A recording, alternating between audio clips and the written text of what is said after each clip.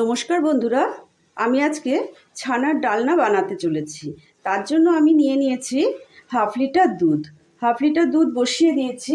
আর এদিকে ছানা কাটানোর জন্য আমি 3 চামচ ভিনেগার নিয়েছি। আজকে আমার গলাটা বিশেষ খারাপ, তাই একটু কথাটা শুনতে হয়তো আপনাদের অসুবিধা হবে। দুধটা ভালো করে ফুটে আসলে তারপর আমরা ভিনেগারটা দেব। দুধটা আমার ভালো করে টকবগিয়ে এসে গেছে, 2-3 বার টকবগিয়ে এসে গেছে। এবার আমি গ্যাসের ফ্লেমটাকে বন্ধ করে দেব। বন্ধ করে আমি এখানে যে 3 চামচ ভিনিগার নিয়েছি, এতে কোনো জল মেশানো হয়নি। ভিনিগার নিয়ে এবার আস্তে আস্তে করে এইভাবে ভিনিগারটা দিতে থাকবো আর নাড়তে থাকবো। এইভাবে যতক্ষণ না কাটে ততক্ষণ এটা দিতে থাকবো। আমার অল্প একটু দেওয়াতেই দেখুন অনেকটা কেটে এসেছে। এবার একটু নাড়তে থাকবো। আস্তে আস্তে যত দেবে ছানাটা কিন্তু ততটাই নরম হবে, আর একবারে দিয়ে দিলে ছানাটা কিন্তু শক্ত হয়ে যাবে। এইভাবে দিয়ে এবার আমি সম্পূর্ণটা দিয়ে দিলাম। এবার আমার ছানাটা কেটে যাবে। ছানাটা যে আমাদের সম্পূর্ণ কেটে গেছে সেটা বুঝবেন কি করে? জলটা দেখুন একটু সবুজ সবুজ হয়ে এসছে। এবার আমি ছানাটাকে সুন্দর করে একটা ন্যাকড়ার মধ্যে নিয়ে ছেঁকে নেব। পাতলা ন্যাকড়া বা কটন ন্যাকড়া বা কোনো আমাদের ওড়না ফোড়না থাকলেও সেগুলোতেও হবে, যাতে জিনিসটা পাতলা থাকে। এই রকম করে এবার আমরা ছেঁকে নিলাম।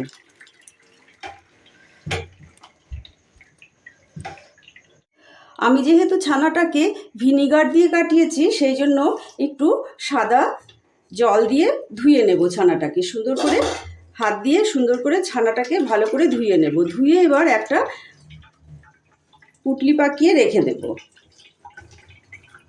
জলটা যাতে সম্পূর্ণ বেরিয়ে যায়। দেখুন কি সুন্দরভাবে হয়ে গেল।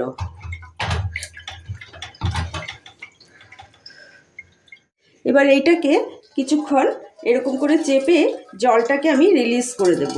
এইভাবে জলটা বেরিয়ে যাবে। সম্পূর্ণ জলটা বেরিয়ে গেলে আবার শক্ত হয়ে যাবে ছানাটা। একটু 10 মিনিটের জন্য আমি এইভাবে রেখে দেব ছানাটাকে। এরকম একটা কিছু চাপা দিয়ে রেখে দেব, তাতে জলটা আমাদের বেরিয়ে যাবে। এদিকে আমাদের ছানাটাকে কাপড় থেকে খুলে নিলাম। দেখুন কি সুন্দর নরম হয়েছে একদম। খুলে এটাকে ভালো করে ভেঙে নিলাম, একদম ঝুড়ো ঝুড়ো করে দিলাম। সুন্দর করে এটাকে এখন মশলা দিয়ে মাখবো। দেখুন আমি কি কি মশলা দিচ্ছি এর মধ্যে।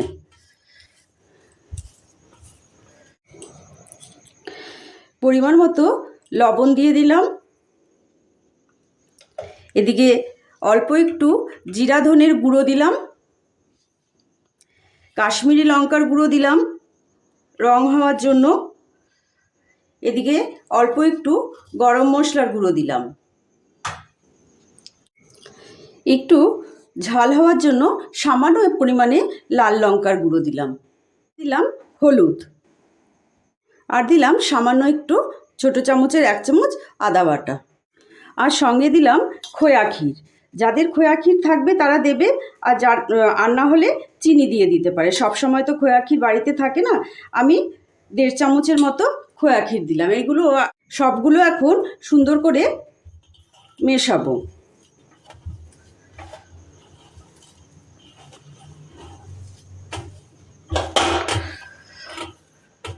আর বাইন্ডিং আনার জন্য আমি 1 চামচ কর্নফ্লাওয়ার দিয়ে দিলাম। আপনাদের কাছে কর্নফ্লাওয়ার না থাকলে আপনারা ময়দাও ব্যবহার করতে পারেন। এগুলো এখন সব কিছু একসঙ্গে মেশাবো। মিশিয়ে সুন্দর করে একটা নরম আকারের ডো বানাবো। থালাটাকে ঘুরিয়ে ঘুরিয়ে এইভাবে এখন মাখতে হবে। ছানাটাকে কিন্তু হাতের এই তালুটার সাহায্যে সুন্দর করে মেখে নিতে হবে, না হলে কিন্তু ছানার বলগুলো শক্ত হয়ে যেতে পারে আর ভেঙে যাওয়ারও সম্ভাবনা থাকতে পারে। এরকম করে একদম নরম করে মেখে নেবেন। এই ছানাটাকে এত সুন্দর করে মেখেছি, 5 মিনিট ধরে মাখা হয়েছে। থালাটা একদম পরিষ্কার হয়ে গেছে। এবার একটা লম্বা আকারে করে নিয়েছি। এবার এগুলোকে টুকরো টুকরো করে দেব, যে যেমন খুশি করতে পারেন। আমি এরকম করে সবগুলো টুকরো করে নিলাম। একটা বল আমার তৈরি করা হয়ে গেছে। এবার এটাকে অনেকক্ষণ ধরে এরকম করে পাকাতে হবে। পাকিয়ে একটা গোল রসগোল্লার মতন বানিয়ে এটাকে চ্যাপ্টা করে দিতে হবে, যাতে চারিদিকটা ফেটে না যায়। এই যে এরকম করে বানাতে হবে। এরকম করে আমাদের এতগুলো ছানার বল তৈরি হয়েছে। এবার আমরা কড়াইতে তেল দিয়ে দিয়েছি এই বলগুলোকে ভাজার জন্য। বলগুলো আস্তে আস্তে করে ছেড়ে দিচ্ছি।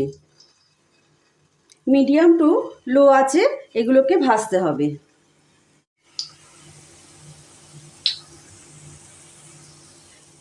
এবার আমরা পেছন পাটটা উল্টে দেব।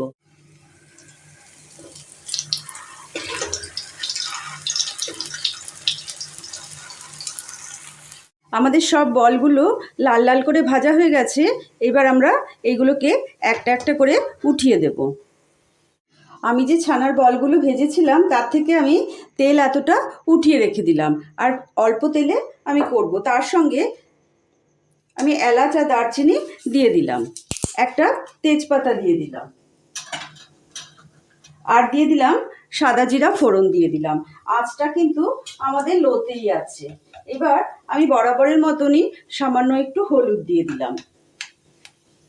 আমাদের দারচিনি এলাচের থেকে সুন্দর গন্ধ বেরোলে আমি দুটো মিডিয়াম সাইজের আলু কেটে রেখেছিলাম, আলুগুলোকে আমি দিয়ে দেবো। এবার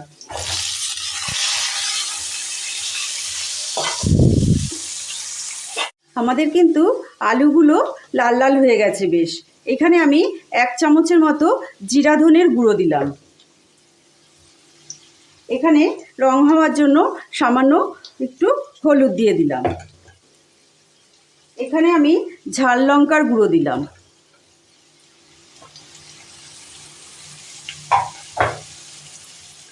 পরিমাণ মতো লবণ দিয়ে দিলাম।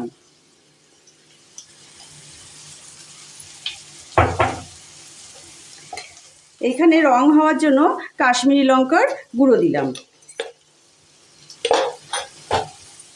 এবার মশলাগুলোকে সুন্দর করে ভাজা ভাজা করব।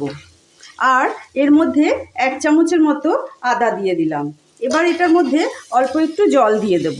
জল দিয়ে মশলাটাকে ভাজা ভাজা করব। এই ভাজার মধ্যেই আলুটাকে কিন্তু আমি সেদ্ধ করে নেব। সামান্য একটু জল দিয়ে দিলাম। এবার ঢাকনা দিয়ে ঢেকে বয়েল হতে দেব। তার মধ্যে আমি 4টে চেরি টমেটো দিয়ে দিলাম। আমাদের মশলা থেকে খুব সুন্দর তেল বেরিয়ে এসছে, আর মশলাটা ভাজাও হয়ে গেছে। এবার আমরা জল ব্যবহার করব।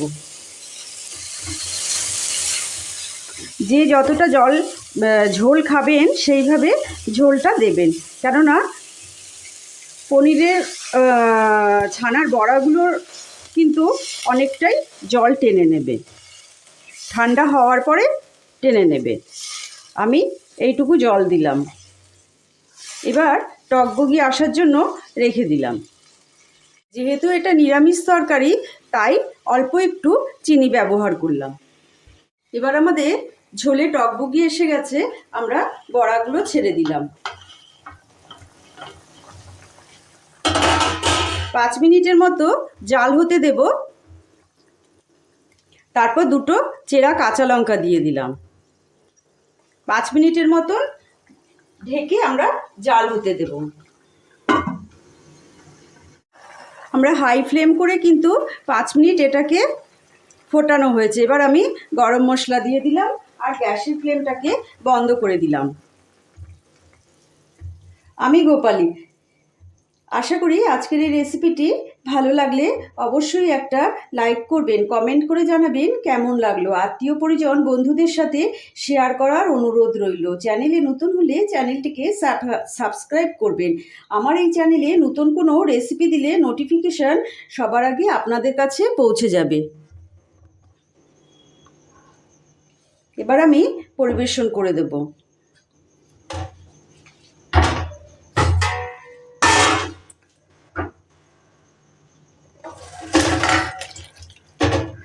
আপনাদের একটা লাইক কিন্তু আমার অবশ্যই দরকার। আপনারা সুস্থ থাকবেন, ভালো থাকবেন। আবার কোনো দিন হাজির হয়ে যাব নতুন কোনো রেসিপির সঙ্গে।